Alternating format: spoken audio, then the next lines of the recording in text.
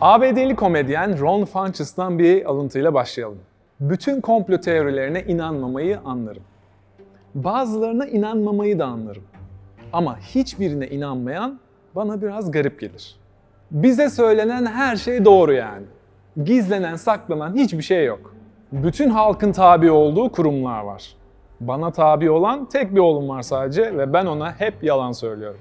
Bu bölümde öncesinde komplo olarak adlandırılan ve doğruluğu sonradan kanıtlanmış 10 olaya bakıyoruz.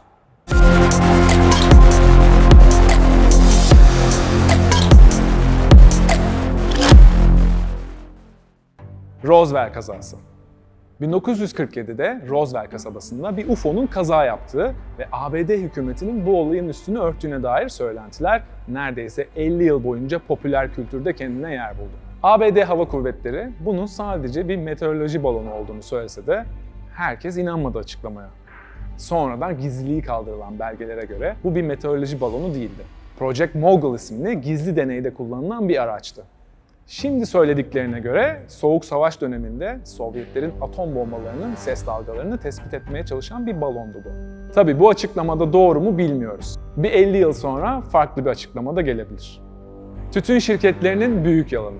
Sigara içmenin akciğer kanseri ve daha bir sürü başka sağlık problemine yol açtığını biliyoruz. 1950'lerde bilim insanları bunu çoktan fark etmişti. Ama o yıllarda bu bilimsel çalışmalara çok çamur atıldı. Ve kamuoyunun kafası karıştırılarak sigaranın sağlıksız olmadığına dair iddialar uzun süre gündemi meşgul etti. Komplo teorisyenlerine göre tütün şirketleri büyük fonlamalar yaparak doktorlara sigara sağlıksız değildir dedirtiyor ve satışların düşmemesi için büyük çaba harcıyordu. Bunun komplo olmadığını anlamamız biraz uzun sürdü. Dev sigara şirketleri güçlerini birleştirerek Operasyon Berkshire adını verdikleri projeyle sigaranın kansere yol açtıklarını bilmelerine rağmen bunu gizlemek için ellerinden geleni yaptı. İstihbarat servislerinin aktivistlerin arasına sızması. ABD'deki örnekler üzerinden gidiyoruz ama ABD'de olan şeyin başka yerde olmaması için de hiçbir sebep yok. Ülkenin güvenliği için tehdit olarak algıladıkları örgütleri takip etmek ve bilgi toplamak tabii ki istihbaratın ana görevlerinden biri ve anlaşılabilir. Ama güç yozlaştığında tüm ülkenin değil de sadece belirli bir kesim veya kişilerin çıkarları uğruna demokratik haklarını kullanan kişileri karalayıp hatta suikastla ortadan kaldırmak doğru bir şey olmasa gerek. Afrika kökenli ABD'lilerin ayrımcılığa uğradığı yıllarda eşit haklar arayan Martin Luther King gibi aktivistlerin kaldığı odalara FBI'nin dinleme cihazları koymasından tutun, protestoları engelleyip onları marjinalleştirmeye kadar anayasaya aykırı ne varsa yaptığı sonradan doğrulandı. Telefonların dinlenmesi ve takip edilmek.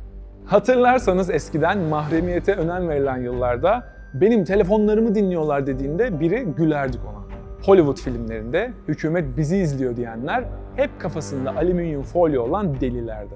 Akıllı telefonların ortaya çıkışı ve teknolojinin gelişmesiyle sadece yapılan konuşmalar değil, tüm aktiviteler izlenebilir ve kayıt altına alınabilir oldu. 11 Eylül saldırılarından sonra Bush hükümeti hem ülke içinde hem de dışında kitle gözetim uygulamalarını devreye soktu. Tüm konuşmalar, mesajlar, attığımız e-mailler, fotoğraflar izleniyor, kayıt altına alınıyor ve sunucularda depolanıyor.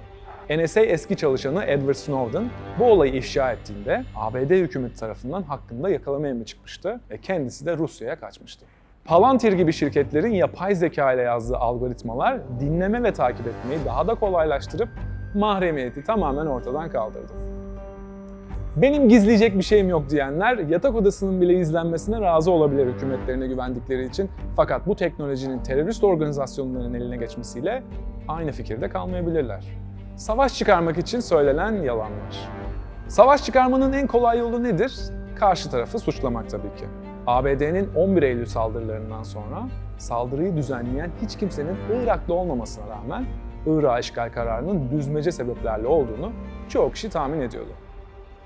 O dönem kamuoyunun gündemindeki kitlesel imha silahlarının Irak'ta aslında olmadığını sonradan itiraf ettiklerinde tabii ki iş işten geçmişti. Peki ABD'nin bu yalanı ilk kez Irak'ta söylemediğini biliyor muydunuz?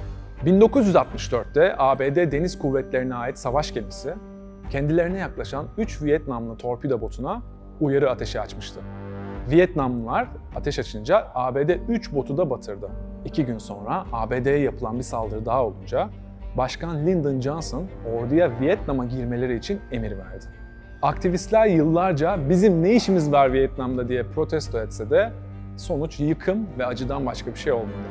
Daha sonra açıklanan raporda ikinci saldırının hayal ürünü olduğu öğrenildi. 2003'teki Irak Savaşı'nın sorumlusu George Bush, yalan savaş nedeni öğretmeyi de babasından öğrenmişti zaten. 1991'deki Körfez Savaşı'nda baba Bush da yalan ifadeleri gerekçe göstererek Irak'a saldırmıştı. CIA'nin zihin kontrol deneyleri. Bir devlet kurumunun vatandaşların zihnini kontrol edip beynini yıkadığı düşüncesi belki hala birçoğumuz için hayal ürünü veya Hollywood senaryosu. Ama bu olay tamamen %100 gerçek. 1950'lerden itibaren ABD İstihbarat Servisi insan beyninin işleyişini anlamak ve manipüle edebilmek istedi. Bu isteği gerçekleştirirken de insanlık dışı uygulamalardan kaçınmadı. Kendi vatandaşlarına haberleri olmadan LSD isimli uyuşturucuyu verip davranışlarını gözlemekten tutun, yüzlerce kişiye işkence ve tacizle kafayı yedirtip zihinlerini tekrar programlamaya kadar birçok deney yaptılar.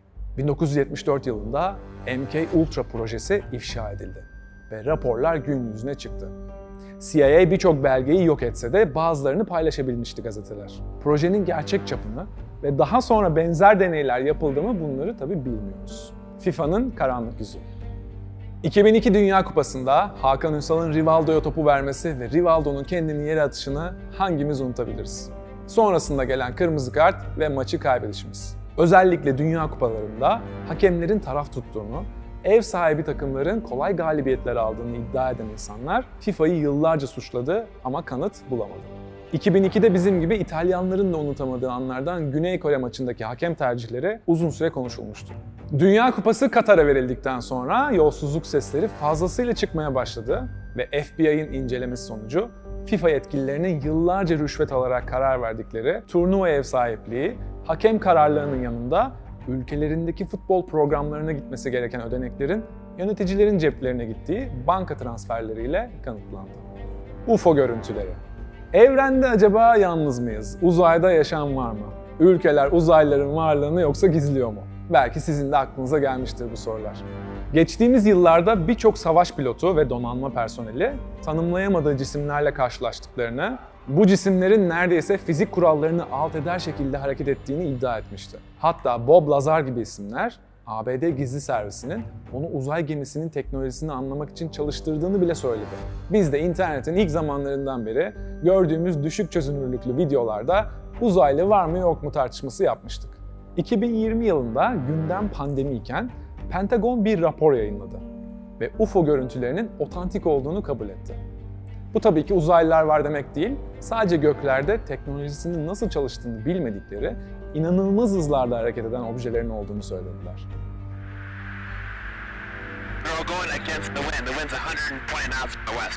Belki bunlar gizli askeri teknoloji, belki değil. Sadece artık videoların gerçek olduğunu biliyoruz. Bayer'in AIDS bulaştırması. 1800'lü yılların sonundan bu yana faaliyet gösteren Alman ilaç devi Bayer, bildiğiniz gibi aspirinin üreticisi. Aspirin dışında da bir sürü ilaç satıyorlar. 1980'lerde hemofili hastalarına kan pıhtılaşma faktörleri üreten Bayer'in alt şirketlerinden biri bu üretim için donörlere ihtiyaç duyuyordu.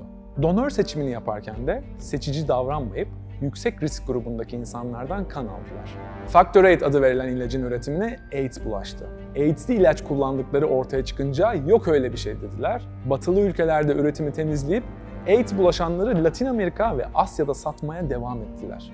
Bayer'in ürünü 20.000 kişiye virüsü bulaştırdı. Bohemian Grove. Yine geldik gizli toplantılara ama bunu duymamış olabilirsiniz. İsmi Bohemian Grove. Türkçe'ye Bohem Korusu olarak çevrilebilir. San Francisco'nun kuzeyinde 1880'den beri her yıl ülkedeki en güçlü, ünlü ve önemli 1500 erkek bir araya gelip pagan ritüellerle birlikte bir takım aktivitelerde bulunuyor. ABD'li eski başkan Richard Nixon'a göre herkes ABD başkanı olabilir ama herkes Bohem Korusu'na katılamaz. Stanley Kubrick'in ünlü Gözleri Tamamen Kapalı filmindeki ritüel sahnelerini bu toplantılardan aldığı biliniyor. Cübbeler giyip meşalelerle baykuş heykelinin önünde tabut yakıyorlar.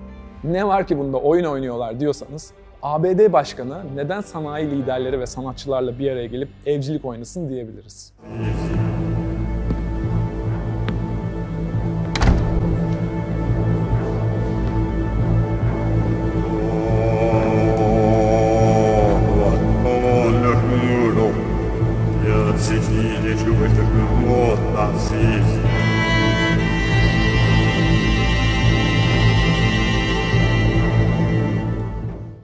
Belki de dikkatinizi çekmesi gereken nokta, tabut yaktıkları heykelin Molek tanrısını temsil etmesi ve insan kurban edilmesi ritüelini canlandırmaları. İşte dünyayı yönetenler. Ondan sonra neden bu kadar savaş var, ekonomik kriz var? Sizce bu doğrulanan komplo teorileri buzdağının görünen kısmı mı? Dünya ve siyasetle ilgili neleri daha bilmiyoruz? Yorumlarda yazabilirsiniz. İstihbarat servislerinin aktivistlerin arasına sızması. ABD'deki örnekler üzerinden gidiyoruz ama ABD'de olan şeyin başka yerde olmaması için de hiçbir sebep yok.